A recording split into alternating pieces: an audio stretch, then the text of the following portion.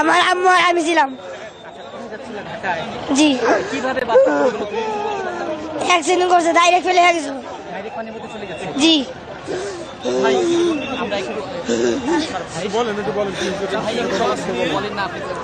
রাজবাড়ি থেকে আমার বোন আর বাইক নিয়ে ঢাকা নবীনগরে যাচ্ছিল। আমার বাইক নিয়ে জায়গা থেকে বের আসতে পারছে, বোন বাড়াইতে পারে নাই। পরে আমার এখান থেকে ফোন দেয়, আমি বাসা থেকে আসি, এখনো বোনের পাই নেই। অলরেডি উদ্ধার কাজ শুরু হয়ে গেছে। আমাদের আড়িচা থেকে ডুবুরি টিম আসছে, ফরিদপুর থেকে আসছে, ঢাকা থেকেও তারা কিছুক্ষণের মধ্যে পৌঁছে যাবে। তারা উদ্ধারের চেষ্টা করতেছে। গাড়িটা আমরা টেস্ট করতে পেরেছি।